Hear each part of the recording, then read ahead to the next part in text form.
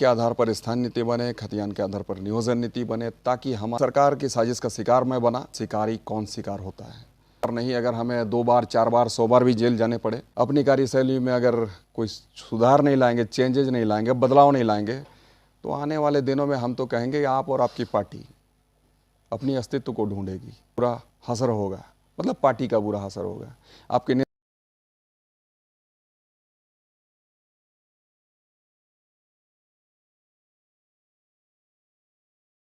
हथियानियों के लिए और इस झारखंड की माटी के लिए, झारखंडियों की अस्तित्व अस्मिता के लिए हम हमेशा से ही लड़ाई को लड़ते रहे हैं।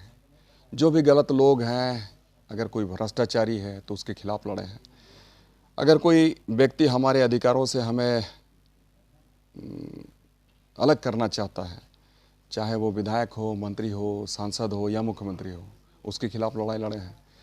और उसी निमित्त हमारा ये 3 अगस्त 2022 को विधानसभा घेराव का मामला था, और उस घेराव में हमारा एकमात्र एजेंडा था, हमारी एकमात्र मांग थी, खतियान के आधार पर स्थान नीति बने, खतियान के आधार पर नियोजन नीति बने, ताकि हमारे यहाँ के युवा युवती, हमारे यहाँ के छात्र छात्राओं को उनकी पहचान मिल सके, झारखंडी होने का बोध हो सके और उनके हाथों को रोजगार मिल सके, जिसमें जैसे योग्यता है, योग्यता के अनुरूप उसकी योग्यता का आकलन करते हुए सरकार उसे नियोजित करा सके।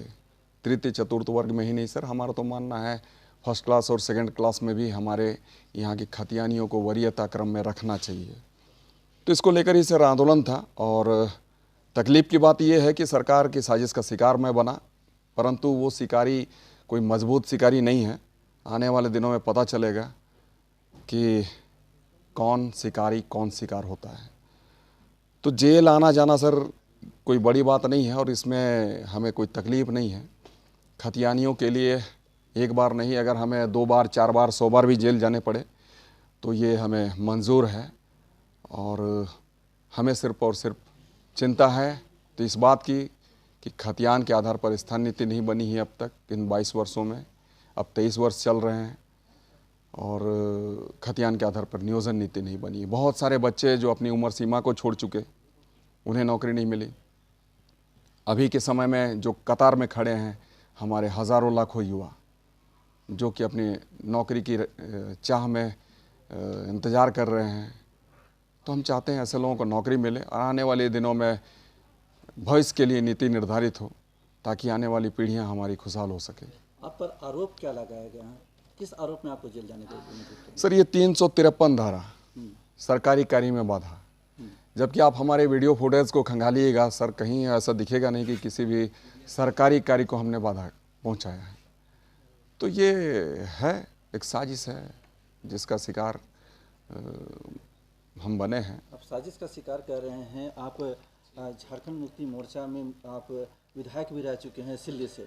उस समय तो आप सरकार के साथ थे, सरकार हर नीति आपके साथ चल रही थी। जब आप सरकार से हट गए, अपनी अलग पार्टी बने, तो फिर क्या कुछ कमियां दिखने लग गई? आखिर क्यों ऐसा हुआ? एकमात्र कमियां सर, आपने जो हर एक चुनावी सभाओं में एक बात का जिक्र किया जो कि आपका सबसे बड़ा एजेंडा था, खतियान खतियान खतियान। हेमंत जी के द्वारा हर एक चुनावी सभाओं में कहा गया था कि जैसे ही हमारी सरकार बनेगी, पूर्व की सरकार के द्वारा लाई गई नीति जो खतियान के आधारित नहीं है, स्थानीय नीति नियोजन नीति को हम रद्द करेंगे।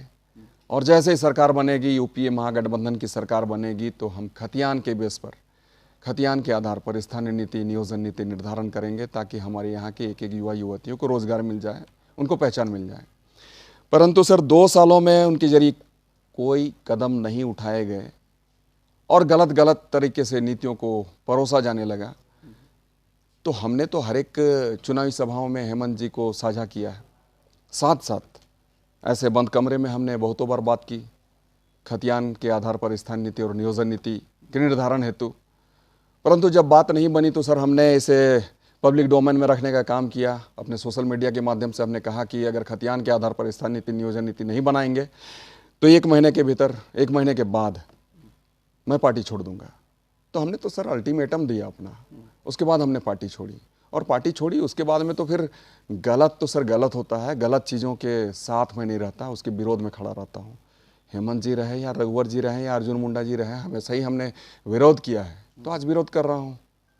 और ये सर विरोध हमारे खून में है, गलत हम बर्दाश्त नहीं कर सकते हैं। 60-40 नए चलतों का नारा देते हुए कई छात्र संघ ये आंदोलन कर रहे हैं, इसके लिए उन्हें बंद भी कराया, उन पर भी लाठियाँ चली, कई पर तो केस भी दर्ज हो गया, मुकदमा भी हुआ, कहा जा रहा है कि उन पर गलत आरोप लगाया गया, मुकदमा किया गया, इस पर वो लोग भी केस करेंगे। तो ऐसे में छात्र विद्यार्थियों को लेकर बार बार सरकार ऐसा क्यों रवैया अपना रही है, और आप इस पर आगे क्या स्टेप लेंगे? अगर आप जेल चले जाते हैं तो फिर आगे कार्रवाई कैसे होगी? सर गलत होता है, और ये जो हमारे छात्र हैं अपनी बातों को सरकार के समक्ष रखने का काम कर रहे थे। ये विडंबना है सर कि ये हमारा झारखंड प्रदेश है, हमारा अपना क्षेत्र है, हमारा अपना राज्य है, और इस राज्य में हम अपनी बातों को प्रखरता के साथ, मजबूती के साथ अगर रखते हैं तो हमें लाठी खानी पड़ती है। ये तकलीफ देह है, और हेमंत जी को आपके माध्यम से हम कहना चाहते हैं कि ससमय चेत जाएं हेमंत जी।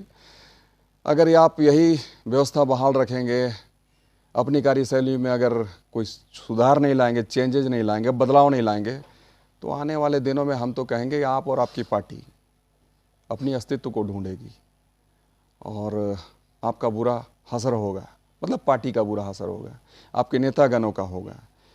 क्योंकि आप जब बात करते हैं झारखंड की, झारखंडियत की, तो निश्चित तौर पर खतियान के आधार पर स्थान नीति बना दें, खतियान के आधार पर नियोजन नीति बना दें, ताकि लोग आपको सर पर बिठाकर घूम सकें। और अगर नहीं बनाएंगे तो जिस उत्साह के साथ, जिस जोश और जुनून के साथ में आपको सत्ता की कुर्सी दी है, उस कुर्सी से बेदखल करने का काम करेंगे। तो क्या नियोजन नीति, स्थान नीति अगर बन जाती है और आपकी जो बातें हैं अगर सरकार सुन लेती है, तो क्या आप फिर पार्टी में सम्मिलित हो जाएंगे, या फिर आप अलग से कुछ? पार्टी में सम्मिलित नहीं हो जाएंगे सर, हम पार्टी को बधाई देंगे कि आपने बेहतर कार्य किया, लेकिन आपके हर गलत चीज़ों को पर्दाफाश तो हम ही करेंगे, गलत नीतियों का उजागर तो हम ही करेंगे, आपकी गलत कार्यशैली का विरोध तो हम ही करेंगे, क्योंकि हम आपके साथ नहीं हैं, क्योंकि हमें आपकी मंशा पता चल गया है। तो अच्छी बात है, हम तो आपके माध्यम से भी हम कहें कि आज भी हेमंत जी चेत जाएं और खतियान के आधार पर स्थान नीति बना दें, नियोजन नीति बना दें। अगर आप नीति बनाते हैं तो सबसे पहले शायद हम ही बधाई देंगे आपको। बात करते हैं आगामी चुनाव की। 2024 में विधानसभा चुनाव है, इसको लेकर क्या तैयारी है? और क्योंकि आपने अपनी पार्टी बनाई है, तो नीति आपकी होगी कि इसके लिए आप खड़ा करेंगे जनप्रतिनिधि, क्या कुछ सोच रखा है आपने? सबसे पहले बता दें सर, चुनाव तो आती जाती रहती है, चुनाव की चिंता कौन करता है, उसमें हार जीत होता रहता है।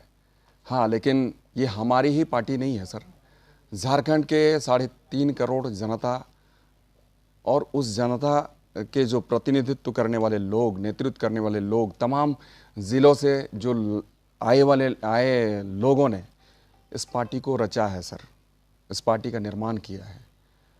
तो तमाम लोग कल के समय में जो चुनाव आएंगे सर, ऐसे गलत लोगों के खिलाफ खड़े होंगे जिन्होंने हमारे अधिकारों को छीना है, जिन्होंने इन 22 वर्षों में कभी खतियानियों की चिंता नहीं की, वैसे लोगों के खिलाफ खड़े होंगे। और मंत्री हो या फिर विधायक हो या फिर सांसद हो,